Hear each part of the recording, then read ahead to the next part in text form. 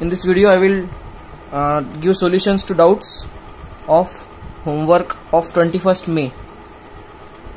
So it was on critical thinking of Cengage, page number critical thinking from target, page number 155. So amongst the given doubts, first question is seventh question. Seventh question: two identical coils carrying equal current have a common center.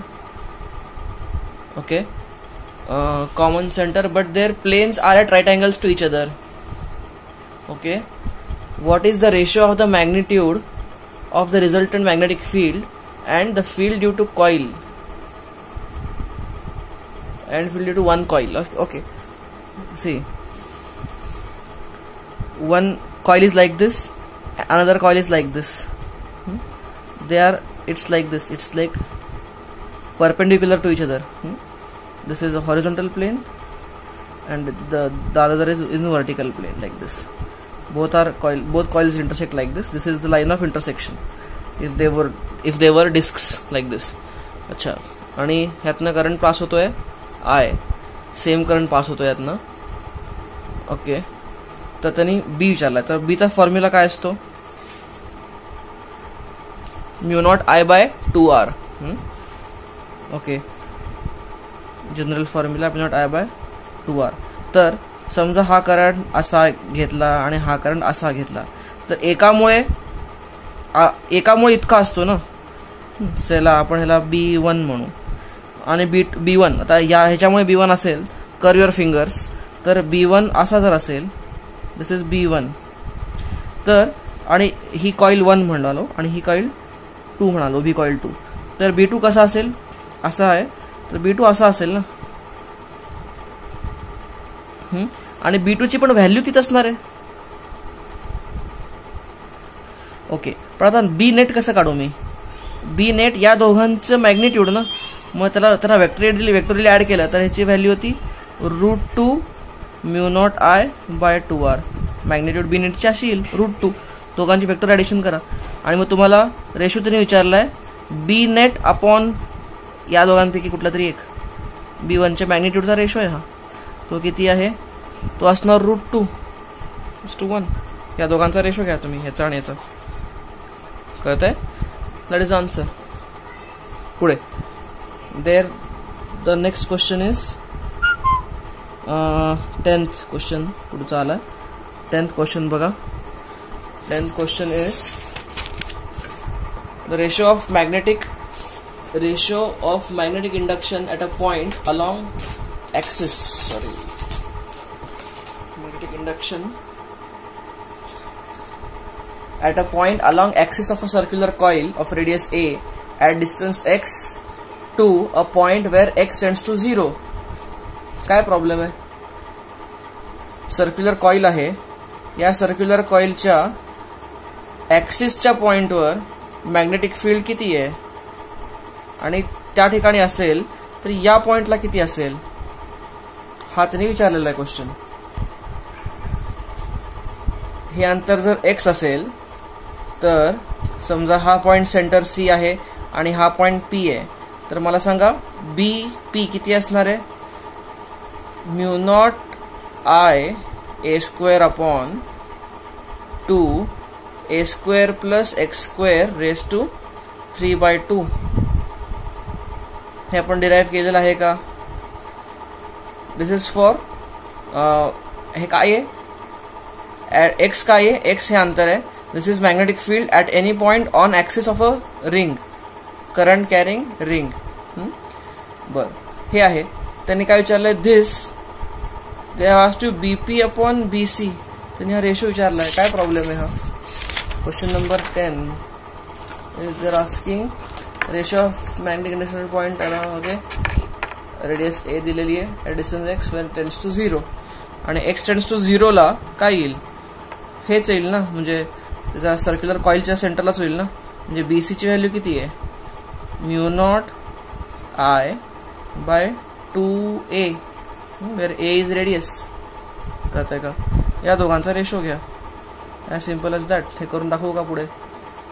Mu naught I bye 2 आणि हे cut होईल. Okay, त्यानंतर काय होईल हे वेल, आणि हा पण ए कट होईल आणि आतला एक पॉवर कट होईल. मग काय मिळेल तुम्हाला? A by A square plus x square raise to 3/2. Okay, त्याने काय म्हणलेलं आहे? X is very very greater than A असं म्हणलेलं ना त्याने.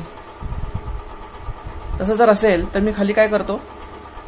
एक्स स्क्वेअर कॉमन काढतो. म्हणजे काय होईल मला इथं? ए बाय एक्स क्यूब येईल, कॉमन बाहेर येईल एक्स काढला तर. आणि काय होईल हे? ए बाय एक्स, किंवा I can write 1 plus a by एक्सचा होल स्क्वेअर रेस टू 3/2. हे दिसत नाही का?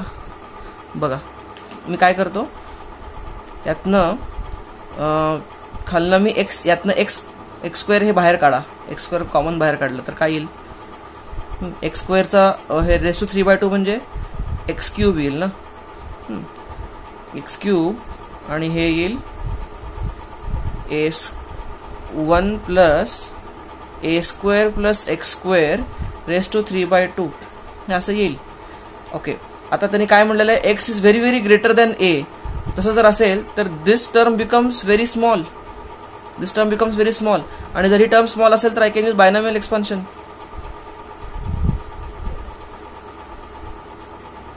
तर हे काय झालं? 3/2 A square by X square असं झालं हे. It is like that. Now you simplify दिस. हे कसं करता येईल सिम्प्लिफाय? 2x स्क्वेअर, खाली एक्स राहिलं, A by X 2x square plus 3a square असं काहीतरी होत आहे का?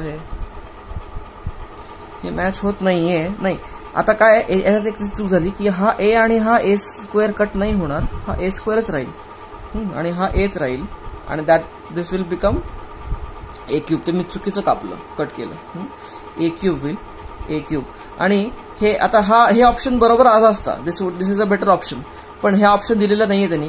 त्यामुळे आपण एक काम करू, यू कम बॅक लाईक दिस. आता ही जी व्हॅल्यू छोटी असेल तर बायनॉमियल एक्सपान्शन करायची गरजच नाही. इफ दिस इज छोटी, just neglect this, completely neglect. मग काय झालं? 1 plus 1 raise to something is 1. ह्याची व्हॅल्यू अख्खी 1 झाली. म्हणजे याचा आन्सर आलं ए क्यूब बाय एक्स क्यूब असं याचं आन्सर आहे. बी ऑप्शन. हे ऑप्शन, हे आन्सर बरोबर आहे, पण त्यांनी असं ऑप्शन दिलेलं नाहीये. So this is a next possibility. बर, दिस इज 10th. पुढे 13th, 13वा क्वेश्चन बघा. Circular coil of radius R carries current I. Magnetic field at the center is B.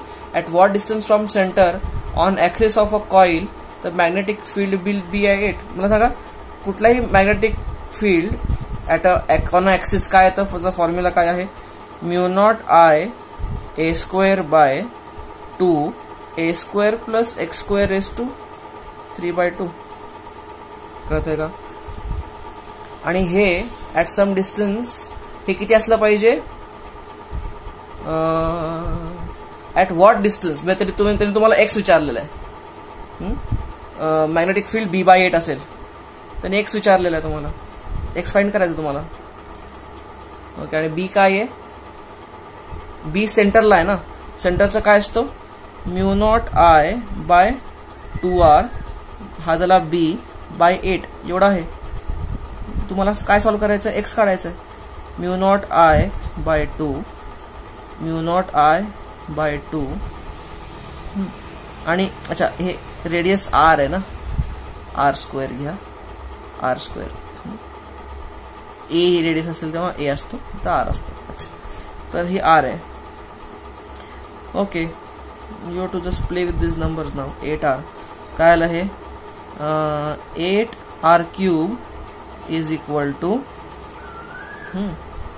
R square plus x square raise to 3/2. बर, मी काय करतो? Cube route काढून square करतो. म्हणजे काय होईल हे? 4R square upon R square plus x square असं येईल. म्हणजे एक्स ची व्हॅल्यू किती आली? एक्स ची व्हॅल्यू आली √3R. Should be the answer. C option. 13वा झाला. त्यानंतर नेक्स्ट प्रॉब्लेम त्या सिक्वेन्समध्ये आहे. अच्छा 12 होता का? 12 बघूयात. Electric current in a circular coil of 2 turns produces a magnetic induction of 0.2 Tesla at its center. The coil is unwound and rewound, okay, on a circular coil of 4 turns. But the magnetic induction at the center of coil now is in Tesla. But electric current in a circular coil of 2 turns produces magnetic field induction 0.2 Tesla. बघा 2 कॉइल्सच्या ठिकाणी किती असतं? आता n कॉइल्सला काय असतं? Mu naught ni/2r. हां, तर आता काय राहील? हे काय बीची व्हॅल्यू त्यांनी किती दिली आहे? 0.2 टेस्ला आहे ना, आणि किती आहे? Mu not. n ची व्हॅल्यू किती आहे? 2. त्यातनं करंट I फ्लो होतोय जर असेल, आणि हे 2r जर असेल. बर, ही व्हॅल्यू मला अशी मिळाली. ओके, आता त्यांनी काय केलं? ती वायर अनवाइंड केली आणि परत वाइंड केली 4 कॉइल्समध्ये, 4 टर्न्समध्ये. बरं, तर मला सांगा तेव्हा रेडियस वेगळी असेल ना. जेव्हा 2 टर्न्स केले, समजा त्याची लेंथ जर L आहे, तर अगोदर लेंथ किती होती? जेव्हा 2 टर्न्स होत्या तेव्हा ती लेंथ होती 2 × 2πr. आता ती लेंथ काय झाली? 4 × 2πr'. If r' is new radius. हे मी सॉल्व्ह जर केलं, 2π कट केलं, तर मला काय मिळेल? r' is equal to 2r. म्हणजे नवीन रेडियस काय झाली? ही झाली. म्हणजे नवीन मॅग्नेटिक फील्ड किती झालं? Mu naught. याच्यामध्ये एक घोटाळा झाला. r' ची व्हॅल्यू आपण कॅल्क्युलेशन चूक झाली. आणि 1/2 पाहिजे, म्हणजे ही r/2 पाहिजे. हे r/2 जर झालं, ओ गॉड, म्हणजे हे चूक झाली आपली.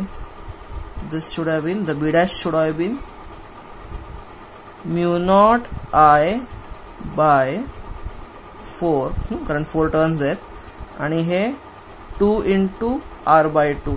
हे कट झालं, आणि म्यू नॉट IR ची व्हॅल्यू 0.2 आहे, तर म्यू नॉट IR ची व्हॅल्यू 0.2, म्हणजे हे 0.2 म्हणजे 0.8 झाला.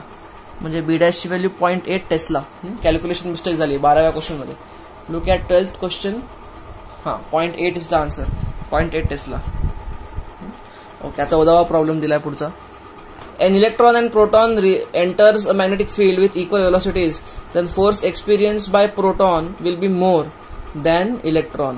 बघा, enters a magnetic field with equal velocities. Force काय असतो? QVB ना. मॅग्नेटिक फील्ड सेम आहे, V सेम आहे, म्हणजे इथं force is directly proportional to Q, charge. More than electron. Well, नाही, तर याचा आन्सर आहे assertion is false and reason is true. Fine, reason statement बरोबर आहे, पण असर्शन हे फॉल्सच आहे, कारण फोर्स सेम असेल, कारण फोर्स QVB असतो ना, म्हणजे व्हेलॉसिटी पण सेम आहे, B पण सेम आहे, तर चार्ज आणि इलेक्ट्रॉन आणि प्रोटॉनवरचा चार्ज पण सेम आहे. फक्त या फोर्सची डायरेक्शन फ्लिप होईल, कारण charge on electron is -E आणि charge on proton is +E. त्यामुळे फोर्स डायरेक्शन वेगळी वेगळी असेल, पण फोर्सची मॅग्निट्यूड सारखीच असणार आहे. कळतं का? That is 14th. ओके, त्यानंतर 16. देयर इज 16 काय म्हणतोय? An electron having charge E moves with velocity V in x direction. The magnetic field acts in y direction. The force on electron acts in. बघा, असं काढा drawing. हे x axis आहे, हा y axis आहे, आणि हा z ॲक्सिस आहे. तर काय म्हणते? Electron having charge E moves with velocity V in x direction. बरं, हा इलेक्ट्रॉन आहे, हा असा V नी मूव्ह करतोय. A magnetic field acts in y direction. बर, असा लागतोय B. Okay, then the force, काय प्रॉब्लेम आहे? Force is equal to Q V cross B ना. मग व्ही क्रॉस बी झेड मध्ये असेल ना फोर्स, हा क्वेश्चनच नाहीये. 16 झालं. ओके, पुढचा क्वेश्चन मला दिलाय 19 बघा. 19 a particle of charge this much moving with velocity this much along x axis enters a region where magnetic field induction is along y axis, the electric field okay z axis, the charged particle moves along straight line. Okay, बघा हा this is an example of Lorentz force which is not in your syllabus. पण आता ठीक आहे, तुम्ही विचारताय तर मी सांगतो. x y आणि हे z, particle of charge this much moving with velocity this much along x axis. बरं, असा पार्टिकल आहे, तो एक्स ने जातोय, ह्याची वेलॉसिटी त्यांनी काय दिलेली आहे, 10 मीटर पर सेकंड वेलॉसिटी दिलेली आहे.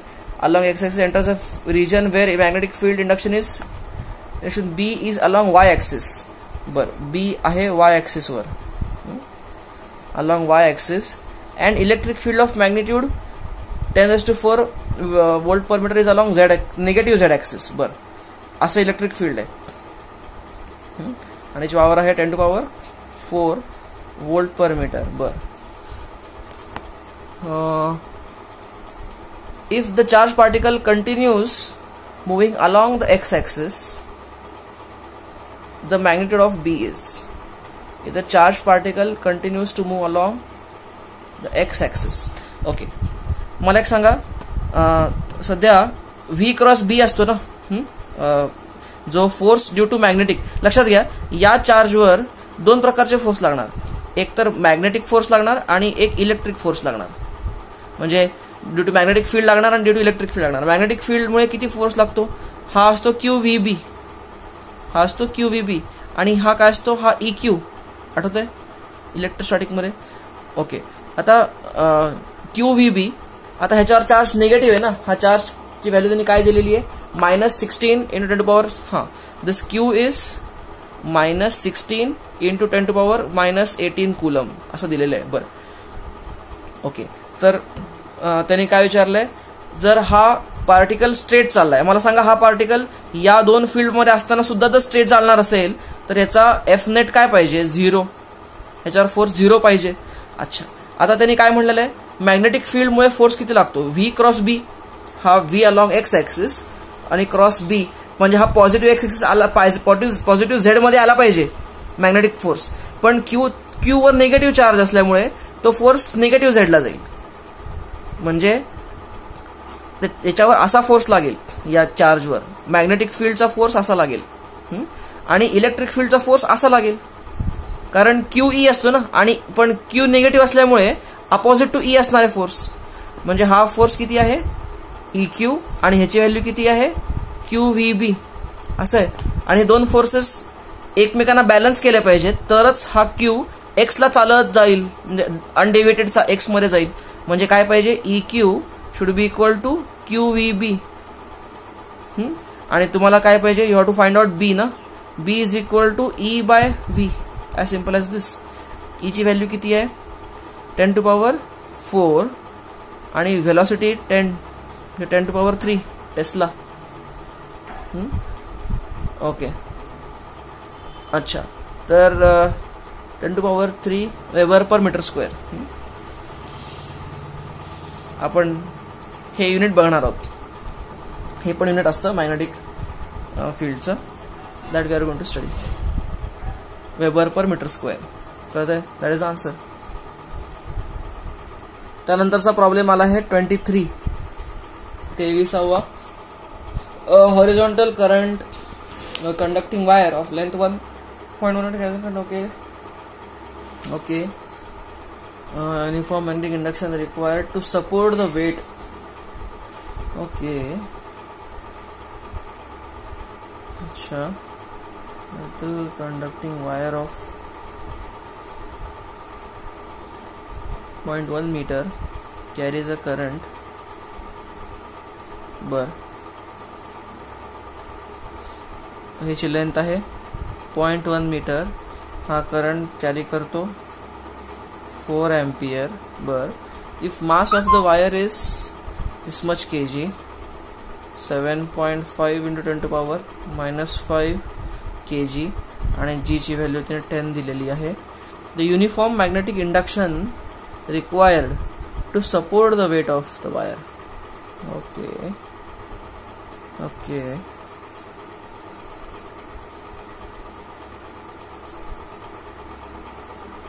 राईट. बघा ह्याचं वेट किती असणार आहे, mg म्हणजे या दोघांचं प्रोडक्ट म्हणजे येणार आहे 7.5 into 10 to power minus 4 newton. हे वेट आहे त्याचं आणि ते सपोर्ट झालं पाहिजे म्हणजे याच्यावर फोर्स असा लागला पाहिजे.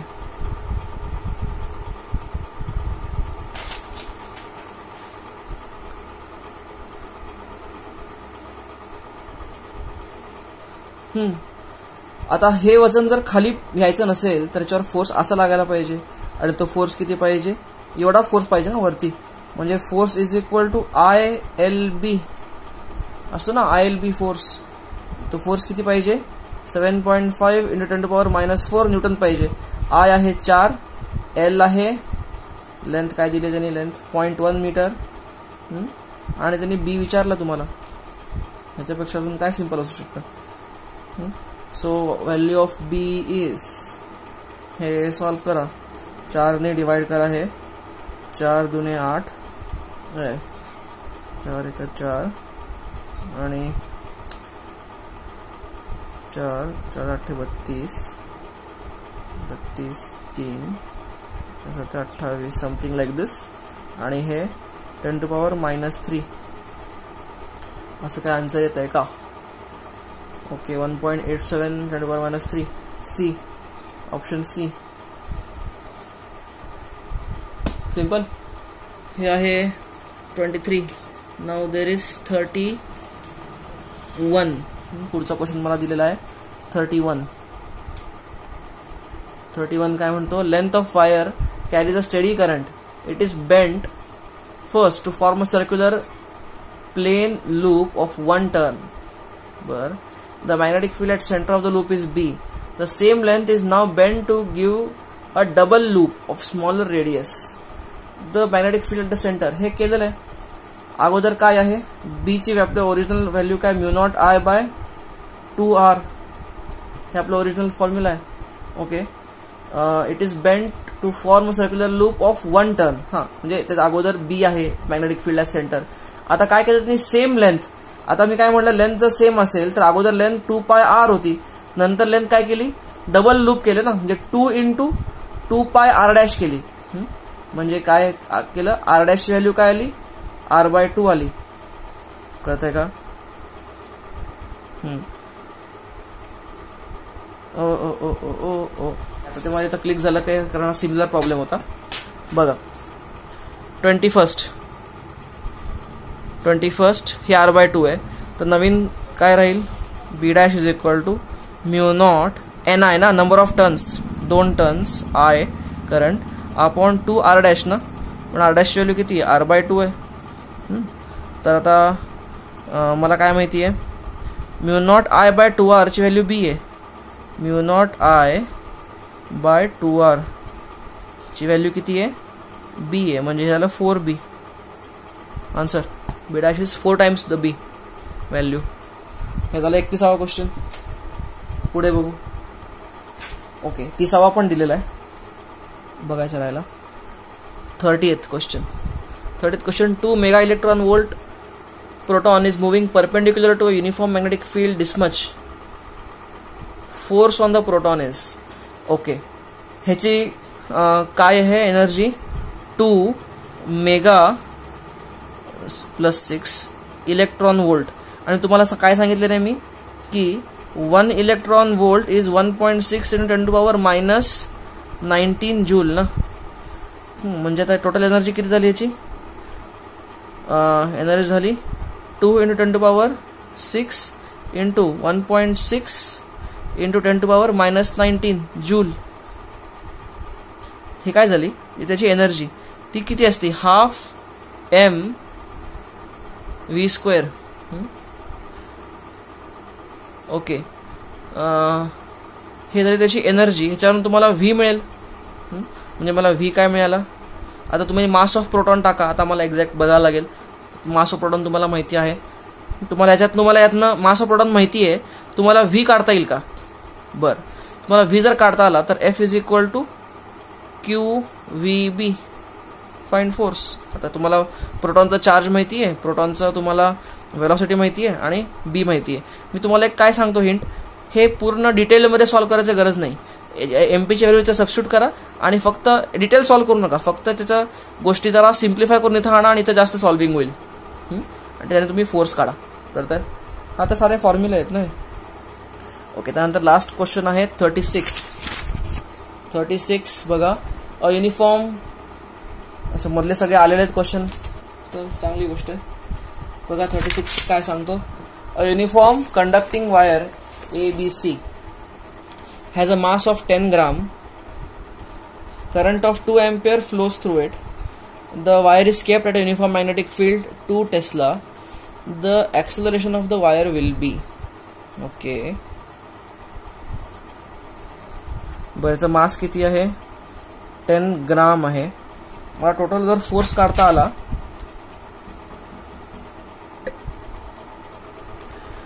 Okay, current 2 ampere flows through it. The wire is bend in form of a kept. Okay, असं ठेवलेलं आहे.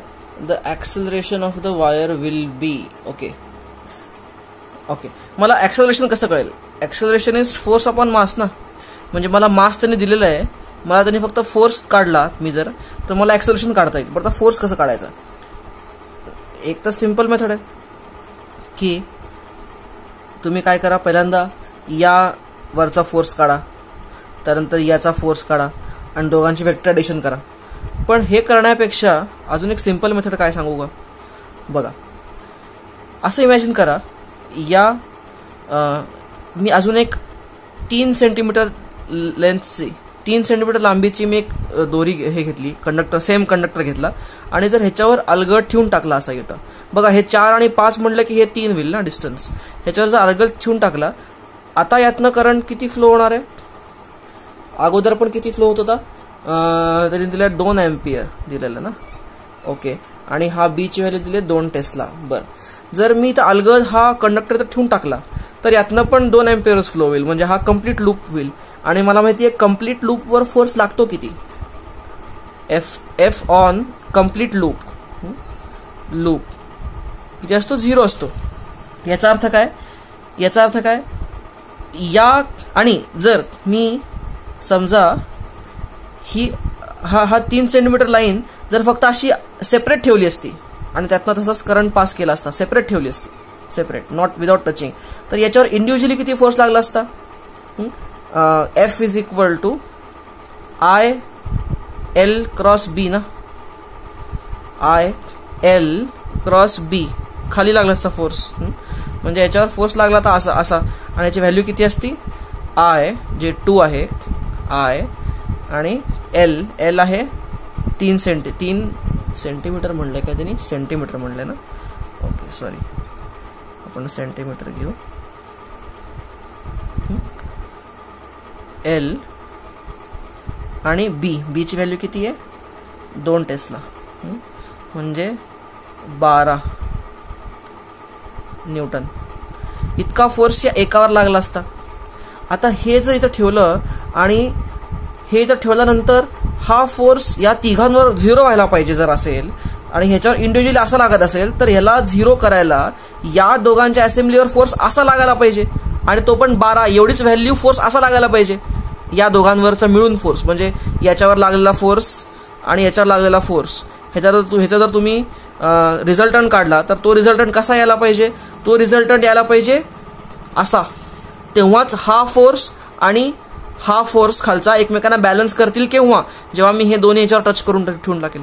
कळतंय, म्हणजे याच्यावर फोर्स किती लागला पाहिजे, F is this on upwards 12 × 10⁻³ newton इतका फोर्स लागायला पाहिजे दोघांवर. बस डायरेक्ट काढला मी याच्यावर.